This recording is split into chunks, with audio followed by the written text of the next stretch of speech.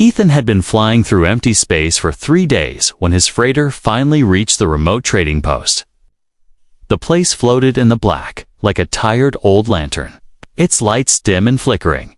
It was supposed to be busy, full of merchants and travelers, but as soon as he stepped onto the docking bay, he felt something was wrong. The air was too quiet. There were no loud voices from traders, no smell of fresh-cooked food drifting through the corridors, just the soft hum of machines and the distant clang of metal. Ethan adjusted the strap of his bag and started walking toward the market area. That was when he heard its soft, quick footsteps behind him, not the heavy stride of a dock worker, but light and almost playful. He turned his head slightly, just enough to catch a flash of silver in the corner of his eye. She was leaning against a cargo crate like she had been waiting for him all day. A tiny alien girl, barely up to his chest, with skin that had a faint blue glow under the docking lights. Her eyes were violet, bright and sharp, like they could cut through steel, and her silver hair fell in a messy braid over one shoulder. "You're slow," she said with a small smirk, her voice light but teasing. "Humans walk like they have all the time in the galaxy." Ethan frowned, unsure whether to answer or keep moving. "Do I know you?" he asked, but she ignored the question, instead circling him like a curious animal. "Too big, too clumsy," she continued, tapping his arm with one slender finger. "Out here. Someone like you wouldn't last a week without help." "I've been fine so far," Ethan replied, his voice firm but calm. She laughed, a short, soft sound. "You think you've been fine," she said, "but you have no idea what's happening on this station tonight." Ethan felt a chill run down his back. He glanced around the docking bay, but saw nothing unusual. Still, something in her tone made him uneasy. "And what's happening?" he asked. She tilted her head, her violet eyes glinting. "If I told you now, you'd just run," she said. "Better you find out the fun way." Ethan sighed and started walking toward the main corridor, but he heard the sound of her steps. Following, she kept pace easily despite her small frame. "Why are you following me?"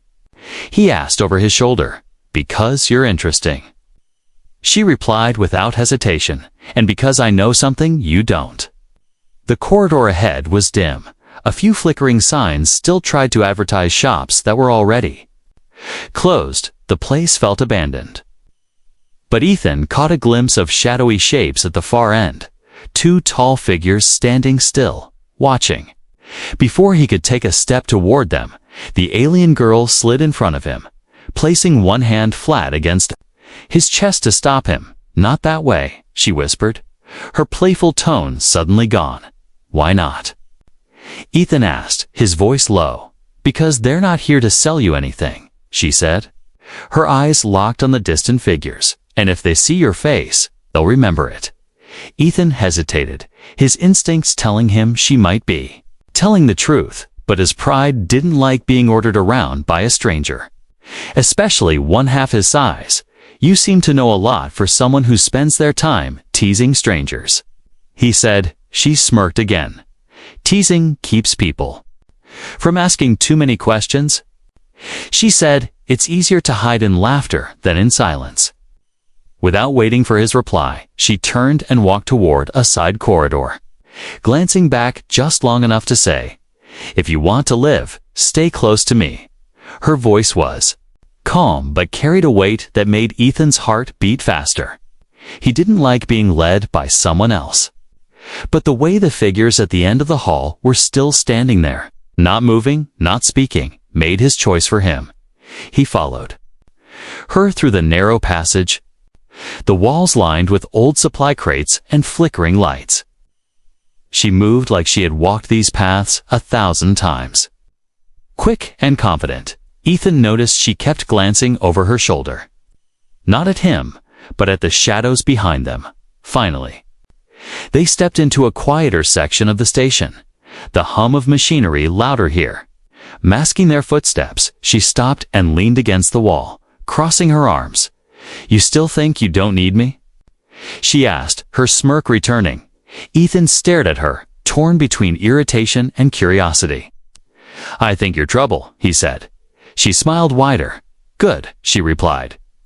"Because trouble is the only thing keeping you alive right now." For a moment, they just stood there. The faint vibration of the station's engines running through the floor beneath their feet. Ethan realized he didn't even know her name, and yet she acted like they had been traveling together for years. As he opened his mouth to ask, she stepped closer, her eyes narrowing slightly, her voice low and steady. "This station is a trap. For people like you," she said. "And if you don't listen to me, you won't see the sunrise." Before Ethan could speak, she turned and walked away again. Her braids swinging behind her, she didn't look back. But something in the way she moved told him she knew he would follow, and she was right. Because Ethan's instincts told him one thing: whatever game this alien girl was playing, his life might depend on playing along * the next morning.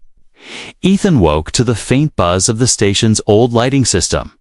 The air was warm and smelled faintly of oil and metal. He had spent the night in his ship, but his thoughts kept circling back to the tiny alien girl with silver hair and violet eyes. She had appeared out of nowhere, warned him, and then disappeared again without giving her name. He tried to convince himself she was just playing games, maybe even trying to trick him. But deep down, he knew she was telling the truth about the danger. When he stepped out onto the docking platform, the market seemed livelier than yesterday. Small stalls had opened, and alien vendors were calling out their prices. Still, something about the air felt off. Ethan moved toward a repair shop to buy a new stabilizer for his freighter. Just as he reached for a tool on the counter, a light tap landed on his elbow. He turned, and there she was, leaning casually against the doorway, her smirk firmly in place. "Your hands are too big for delicate work," she said, her voice full of amusement. "You'll break that tool before you even use it." Ethan rolled his eyes. "And here I was thinking I could get through one day without you showing up?" "Impossible," she replied, stepping closer. "Besides, you'd get yourself robbed in 10 minutes without me watching." He noticed she was holding something small in her palm, a shiny metal chip. "What's that?" he asked. She closed her fingers quickly, hiding it. "Something you're not ready to know about," she said. "Focus on your ship, giant." As they moved through the market together, she made little comments at almost everything he did. If he reached for fruit at a stall, she teased him about not knowing which ones were safe. If he paused to look at a map, she accused him of being lost. At first, Ethan found it annoying, but he began to realize her teasing always came just before something happened. A vendor tried to overcharge him. A pickpocket moved a little too close. A guard's eyes lingered on him for too long. Each time she would step in, distract them with a joke or a question, and guide Ethan away without making it obvious. By midday, Ethan was starting to think her constant mocking was her way of keeping him safe without admitting it. They stopped at a balcony overlooking the docking bays. The view stretched out to the curve of the station's outer ring, with stars glittering. Beyond, she leaned against the railing, her braids shifting in the breeze from the ventilation system. "You keep finding me," Ethan said. Standing beside her, "No," she replied with a faint smile. "I keep finding you." "Why?" he asked. She didn't answer right away. Her eyes were fixed on the stars, her playful look fading for just a moment. "Because humans are fun," she said softly. "You break so easily." Ethan glanced at her, unsure if she was joking or not. "And yet, you're still here," he said. That smirk returned. "Maybe I like fixing things," she replied, then turned and walked away, leaving him with more questions than answers. Later that day, Ethan found himself in a small parts shop, negotiating for an energy cell. The shopkeeper, a tall reptilian alien, kept pushing the price higher, just as Ethan was about to give in. The alien girl appeared beside him, leaning on the counter. "This human's my client," she said firmly, "and I know your prices." The shopkeeper's eyes narrowed, but he lowered the cost instantly. Ethan couldn't help but notice the way people on the station seemed to respect her, or maybe fear her. When they left the shop, he finally asked, "Who exactly are you?" "Someone who doesn't like watching idiots get eaten alive," she said with a shrug. "And right now, you're my idiot." Ethan shook his head. "You have a strange way of helping." She laughed. "If I was nice to you, you'd stop listening." They walked past a group of guards, their eyes following Ethan as they passed. The alien girl leaned close and whispered, "3 of them have weapons ready." He kept his face calm. "You see everything, don't you?" "Everything worth seeing," she said with a grin. By the time they reached the quieter section of the station again, Ethan realized he had spent the entire day with her. And despite her endless teasing, he hadn't felt bored once. She stopped in front of a side corridor, tilting her head toward him. "You'll see worse tonight," she said. Stay alive until then. Before he could ask what she meant, she was gone again, vanishing into the crowd like she had never been there. But the echo of her smirk stayed with him, along with the uneasy feeling that she knew far more about the danger than she was willing to say. That night, Ethan found himself checking every corner, every shadow, wondering when she would appear again. And deep down, hoping she would. Ethan woke the next day to the sound of muffled alarms in the distance. It wasn't the normal soft hum of the station. This sound was sharp, urgent, the kind that made people either run or hide. He dressed quickly and stepped out of his ship. The docking bay was still, but the market beyond seemed tense. Merchants were packing their goods faster than usual. Guards were moving through the crowd, scanning faces. He spotted the tiny alien girl before she saw him. She was moving through the market with a relaxed walk, but her eyes were constantly scanning. The moment their eyes met, she tilted her head slightly. A silent signal for him to follow. Ethan caught up to her. "What's going on?" He asked in a low voice. "Hunters," she said simply. "And they're not here for trade." They turned down a narrow corridor. The air colder here. Shadows stretching across the floor. Ethan heard the sound of heavy steps behind them. Before he could turn, 3 tall insectoid aliens stepped into view. Their black eyes locked on him, their long arms holding strange curved weapons. "The human," one of them hissed, "give us the cargo and we let you walk away." Ethan's mind raced. "I don't have anything for you," he said, but they stepped closer, their legs clicking against the metal floor. The alien girl didn't move at first. She simply leaned back against the wall.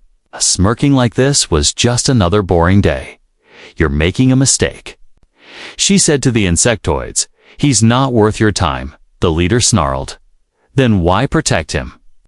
Her smirk widened. "Because he owes me," she said, "and I'm not done collecting." The insectoids exchanged glances, clearly weighing their options. Finally, with a sharp, clicking sound, they stepped back, but their eyes stayed on Ethan. As they moved away, disappearing into the shadows, Ethan turned to her. "What was that?" he asked. "That was me saving your life again," she said casually. "You're welcome," he exhaled, trying to calm his heartbeat. "I don't get it. Why do they care about me?" Her playful tone softened just a little. "Because humans are rare here, and someone put a price on you," she said.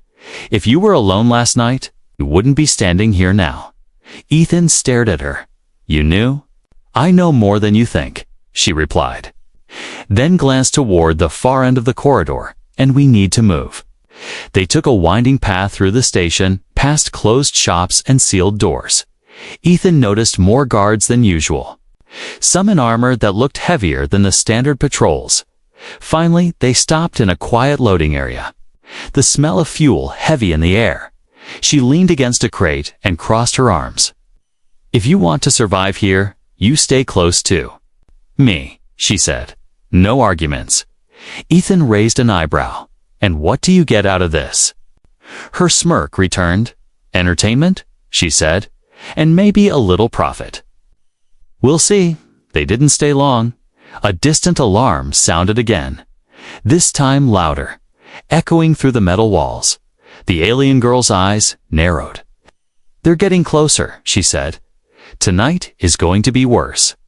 Ethan followed her back into the main corridors, trying to keep his head down, but it was impossible not to feel the weight of eyes on him. Whispers followed them, some curious, some hostile. When they reached a cross-section, she stopped abruptly and looked at him. Promise me something, she said, her voice low and serious. What? He asked. If I tell you to run, you run, no questions, she said. Because if I'm fighting, it means we're out of options. Ethan nodded slowly. All right. Her smirk softened into something closer to a smile. Good, she said. Then turned and led the way. As they neared the docking bay, they passed 2 armored bounty hunters, their helmets reflecting the flickering station lights, the moment Ethan walked by. One of them tilted his head, his voice coming through the helmet in a mechanical hiss. Target sighted before Ethan could react. The alien girl grabbed his wrist and pulled him into a side corridor, moving fast. Don't stop, she ordered, her tone sharp now, no trace of teasing. They weaved through twisting passages until the sound of the hunters faded. Only then did she slow down, leaning against the wall to catch her breath. They know your face now, she said. You can't be alone at night. Ethan looked at her. So what now? She gave him that same half smirk. Now, she said, you're stuck with me until we get off this station. The hum of distant engines vibrated through the floor. The lights above flickered once. And for a brief moment, Ethan had the strange feeling that whatever was coming tonight would decide whether he left this place alive. Ethan followed the alien girl deeper into the station. The narrow corridors seemed older here, the walls patched with mismatched metal plates. The air heavier with the scent of old fuel and damp wiring. Faint echoes followed their steps, making it hard to tell if they were alone. She moved with the confidence of someone who knew every shadow, every turn, her silver braid swaying behind her. Ethan kept glancing over his shoulder, expecting bounty hunters to appear at any moment. You? Keep looking back, she said, without turning. That's how people walk into traps. Eyes forward, giant. Ethan frowned. I'm just making sure we're not followed. That's my job, she replied. Your job is to keep up and not get yourself killed. They passed through a set of rusted double doors into a dim storage bay. Old crates were stacked high, the only light coming from a single flickering lamp near the far wall. She walked to a small control panel and pressed a code into it. A hidden door slid open with a quiet hiss, revealing a narrow stairwell that descended into darkness. Ethan hesitated. Where does that lead? Somewhere the hunters won't find you, she said, unless you're loud. They went down the stairs, the air growing cooler until they emerged into a cramped lounge area. The furniture mismatched and worn. A single vent hummed softly. Above, she gestured for him to sit. This is one of my safe spots, she said. Not many know about it, and those who did don't come back here anymore. Ethan sat on the edge of a small couch, still watching her. You've done this before, haven't you? Keeping people safe, her smirk returned. Sometimes, if they're worth saving, and I am? He asked, raising an eyebrow. You might be, she said with a shrug. Haven't decided yet? She took a seat across from him. Leaning back with her boots up on the table, her violet eyes scanning him like she was still trying to figure out if he was trouble or not. So, Ethan said, you're a fighter? More like a survivor, she replied. I'm good at avoiding trouble. Or ending it quickly. He noticed the small blade she had tucked into her boot. Its handle worn from use, and you always carry that? He asked. She glanced down, then back at him. I carry more than that, she said, her tone casual. But her eyes sharp. The hum of the vent filled the silence for a while. Then she leaned forward slightly. I'll be honest with you, Giant. You won't last here without me. I've seen humans try. And it ends the same way every time, Ethan. Leaned back. So what's your plan? We stick together, she said. You do what I say when I say it. And I make sure no one collects that bounty on your head. And what do you want in return? He asked. Her smirk turned into a sly smile. I'll tell you when I decide. A faint metallic clang echoed through the air vents. Both of them froze for a moment. She tilted her head, listening. Maintenance tunnel, she whispered. Something's moving in it. She stood. Moving toward the door silently, Ethan followed, but she turned to him and shook her head. Stay here. I'm not sitting while something's sneaking up on us, he said. She narrowed her eyes, but didn't argue. They moved together into the narrow hallway outside, the sound of footsteps above them. Moving fast, she pointed toward a ladder that led to the upper maintenance tunnel. Up, she said, and they climbed quickly when they reached the top. A dimly lit tunnel stretched ahead, pipes lining the walls. The footsteps had stopped, replaced by the faint hum of power lines. She moved first, crouched low, blade in hand. Ethan stayed close behind. The air was tense. Every sound amplified in the narrow space. Halfway through, they came to a small grated opening.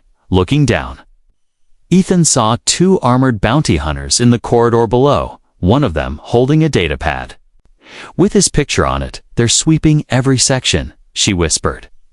We can't go back to the main market, so where do we go? Ethan asked. She glanced at him, her smirk returning despite the danger. To someone who owes me a favor and hates bounty hunters more than I do. They made their way to the far end of the tunnel, emerging into another part of the station. Ethan had never seen. The walls here were lined with graffiti in alien scripts, the lighting dim but steady. As they stepped out, she looked back at him. From now on, Giant, you and I are in this together. She said, that means if one of us goes down, the other doesn't stop running. Ethan met her gaze. Fine, but that works both ways. Her smile widened just slightly. Good, she said, because this is going to get messy. Somewhere deep in the station, another alarm began to sound. A long, low tone that sent a cold shiver down Ethan's spine. The station had a strange way of growing quiet at night. The market stalls shut down. The footsteps in the corridors faded, and the lights dimmed to a softer glow. But for Ethan, the silence didn't bring peace. It brought tension. He sat on a low metal bench in the hidden corner where the alien girl had brought him. The hum of machinery below the floor was the only steady sound. She was pacing slowly, her silver braids swaying with each step, her eyes scanning every shadow. You're restless, he said quietly. I'm ready, she replied without stopping. The quiet before trouble is always the worst part. Ethan glanced toward the narrow corridor leading to the main walkway. You think they'll come here tonight? They will, she said simply.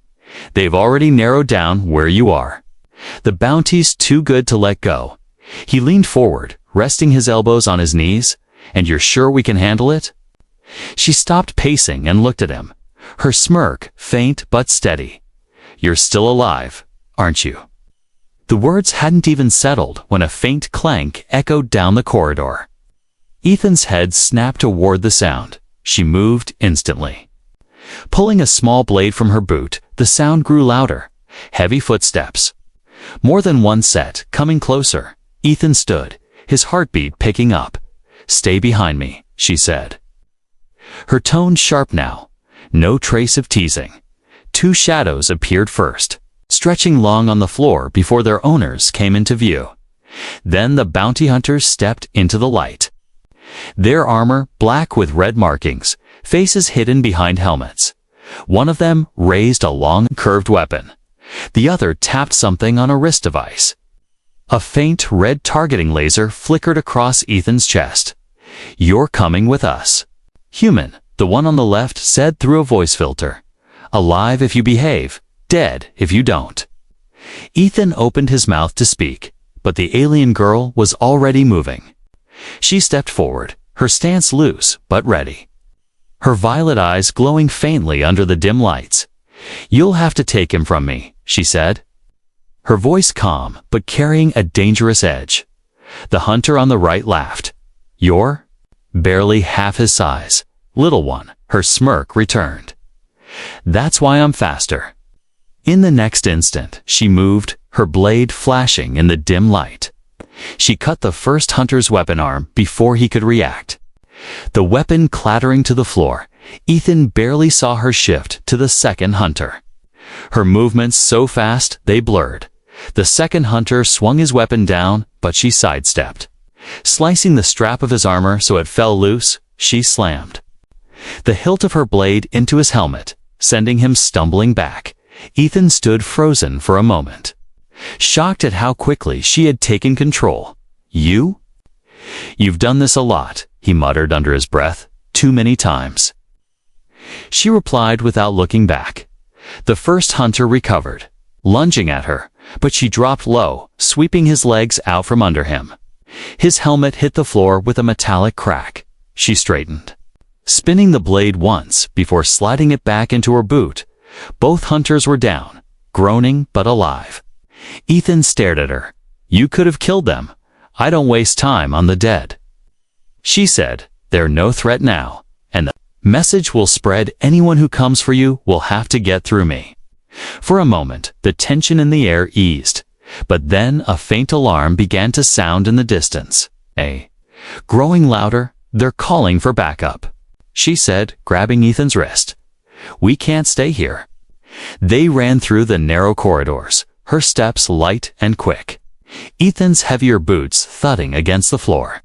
The alarm echoed off the walls, joined by the faint hiss of station security doors closing one by one. "Where are we going?" he asked between breaths. "A place they won't follow," she said, "at least, not yet." They reached a sealed maintenance hatch. She tapped a code into the small control panel. The door slid open with a hiss, revealing a cramped tunnel. Filled with pipes and cables, she pushed him inside first, then followed, sealing the hatch behind them. The tunnel was warm from the heat of the power lines, their footsteps muffled by the thick layer of dust on the floor. Ethan glanced at her. "You didn't even hesitate back there." She smirked faintly. "If you hesitate, you die."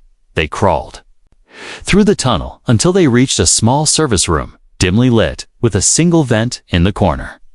She closed the door behind them and sat against the wall, her breathing calm despite the fight. "You're staying with me tonight," she said. "Not because I want to, but because it's the only way you'll wake up tomorrow." Ethan sat across from her, the adrenaline still running through his veins. "You saved me again," he said quietly. Her smirk softened just slightly. "Don't get used to it, giant," she replied. "This isn't over, outside." The faint echo of heavy boots on metal told Ethan she was right. The night was far from safe, and whatever was hunting him wasn't going to stop. The small service room was barely big enough for two people. The walls were lined with old pipes and cables, the air warm from the power lines running above. A faint hum filled the silence.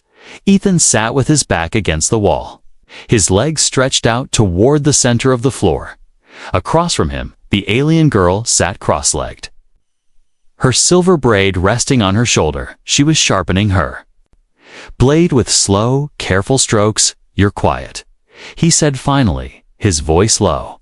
"I'm listening," she replied without looking up.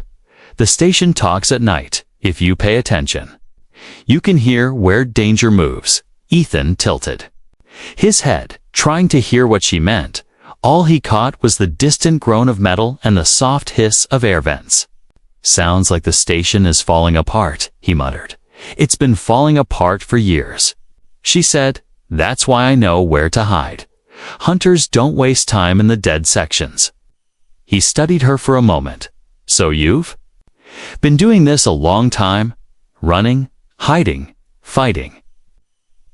Her violet eyes flicked up to his. For a second, her smirk faded. Long enough, she said softly, then went back to her blade. Ethan leaned his head against the wall. Why bother helping me? You could have just ignored me when we met. She let out a short breath that might have been a laugh. Maybe I like complicated problems, she said. And you, giant, are a very complicated problem. He smiled faintly. You call me that.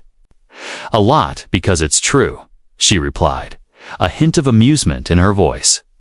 You're too big, too slow, too easy to spot, and too stubborn to know when to walk away. Sounds like a compliment, he said.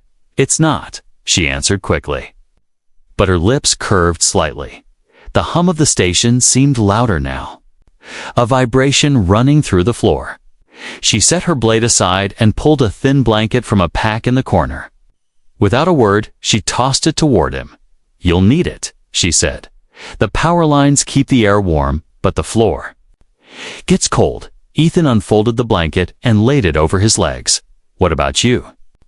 She shrugged. I've slept in worse. Minutes passed in silence. Broken only by the occasional creak of metal, Ethan found himself watching her. The way she sat still, yet alert, like she was always ready to move. You ever stop watching? The shadows, he asked. Only when I'm with someone I trust, she said, her tone calm. Do you trust me? He asked. She met his eyes for a long moment. Not yet, she said honestly. But you're getting there. Ethan didn't know why, but the words meant more to him than he expected. A faint metallic clang echoed from somewhere above. Both of them froze. She tilted her head slightly, listening, then shook it. Cargo being moved, not hunters. She whispered. Ethan let out the breath he'd been holding. You're good at this, he said. I have to be, she replied. If I wasn't, I wouldn't be here. She shifted to sit beside him instead of across, the blanket now between them. You snore? She asked suddenly, her smirk returning. No, he said. Why? 'Cause if you do, I'll put a pillow over your face, she said lightly. Though the corner of her mouth twitched like she was hiding a smile, Ethan chuckled. I'll try to survive the night without annoying you. Good, she said, leaning back against the wall. Because I'd rather not have to fight tired tomorrow.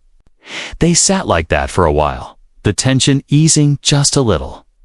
Ethan noticed her eyes weren't scanning the shadows as much now, and her voice was softer when she spoke. Back when I had my family, nights like this meant safety. We'd sit close, tell stories, and wait for the morning. No alarms, no hunters.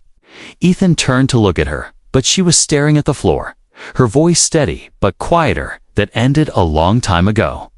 He didn't know what to say, so he simply said, I'm sorry. She glanced at him, her smirk gone now. Don't be. I'm still here, she said, and so are you, for now. The hum of the station was almost like a lullaby, and slowly, the sharp edge of danger seemed to fade. Get some sleep, she said at last. Tomorrow's not going to be easier. You too, he replied. She closed her eyes, but not fully, her posture still ready. And Ethan realized she probably never truly slept deeply anymore. As the minutes stretched into hours, he drifted off. The last thing he remembered was the faint warmth of her shoulder against his, and the quiet comfort of knowing that for tonight at least, she was right there. The first light of the station's artificial morning seeped through the narrow vent above, casting thin lines of pale gold across the service room floor. Ethan woke slowly, his back stiff from sleeping against the wall. But the warmth at his side told him he hadn't been alone. The alien girl was already awake. Sitting with her knees pulled up, her silver braids slightly messy, she was watching the vent with quiet focus, as if listening to something only she could hear. Morning. Ethan said softly. Stay quiet, she replied, her voice low. The station hasn't settled yet. He frowned, settled. She glanced at him when the first shift starts moving. Hunters sometimes use the noise to cover their approach, she said, but today feels slower. Ethan sat up straighter, stretching his shoulders. Slower good or slower bad. Lips curved into the smallest smirk. We'll see. For a while, they stayed in the soft hum of the room. Ethan letting his mind wander back over the last 2 days. The market, the warnings, the fights. The long night he had started this trip thinking it would be a simple supply run. Now, he was hiding from bounty hunters with a tiny alien girl who somehow made him feel safer than a whole security team would. Finally, she stood, brushing dust from her clothes. Come on, giant. Time to move. Where? He asked, pulling himself up. To your ship, she said, but not the way you came. Too many eyes there. They slipped out of the service room, moving through the maintenance tunnels. The air cooler now. The metal floors slick in some places. From condensation, she walked ahead, every step confident. Her head tilting slightly every time a distant sound reached them. At one junction, she held up her hand, stopping him. They listened. Faint voices drifted down the corridor. The words too far to make out, but the tone was sharp. She led him down a side passage, this one even narrower. The walls close enough that Ethan's shoulders brushed against them. You're sure you know where we're going? He asked quietly. She didn't turn. If I didn't, you'd already be dead. He smiled faintly, despite the tension. Comforting, they emerged into a storage bay. Sunlight from a large viewport spilling across the floor. Here, the hum of the station was softer, the air smelling faintly of metal and something sweet from a nearby cargo crate. This is the edge of the docking sector, she said. Once we get across, your ship's in the 3rd bay. Ethan looked toward the far side, but his eyes caught movement, a guard patrol. 3 of them, walking slowly, scanning each corner. She noticed them too, and without hesitation, grabbed his arm and pulled him behind a tall stack of crates. They crouched there, close enough that he could hear her steady breathing. The guards passed without looking their way, their voices fading into the distance. She released his arm but didn't step away. You need to remember something, she said quietly. Leaving doesn't mean you're safe. The bounty isn't just on this station. Ethan met her gaze. Then come with me, he said before he could think. Her violet eyes searched his face for a moment. You don't know what you're asking, she said. Travel with me, and you'll see more danger than you ever wanted. I've already seen more danger than I wanted, he replied, and I'd rather face it with you than alone. For the first time since he'd met her, her smirk faltered, replaced by something softer, almost uncertain. She looked away briefly, then back at him. All right, giant, she said quietly, but on one condition. What's that? He asked. You don't try to save me, she said. If I fall, you run. He shook his head. Not happening. Her lips curved again, this time into a small but real smile. Then I guess we'll have to argue about it later. They crossed the rest of the storage bay quickly, slipping through a narrow side door into the docking sector. His ship sat just ahead, its hull dull under the station's light. At the ramp, she stopped, looking at it like she was deciding whether to step. Inside, you sure about this? She asked. Ethan nodded. I'm sure. She stepped forward, her boots making a soft thud on the metal ramp. Once inside, she glanced around the cockpit, her sharp eyes scanning every detail. It's not much, she said, but it'll do, as Ethan powered up the engines, the low rumble filling the cabin. She took a seat beside him, crossing her arms. One more thing, she said. I'm not here to be rescued. I'm here because it's easier to keep you alive if I'm watching. You. Understood, he said with a small grin. The ship lifted from the docking pad, the station shrinking behind them. Through the viewport, stars stretched endlessly ahead. She leaned back, her eyes fixed on the black beyond. you've got no idea what you've just signed up for, Giant, she said softly. Then I guess you'll have to show me, he replied. And as the ship slipped into the darkness of space, he knew this wasn't the end of their story. It was only the beginning.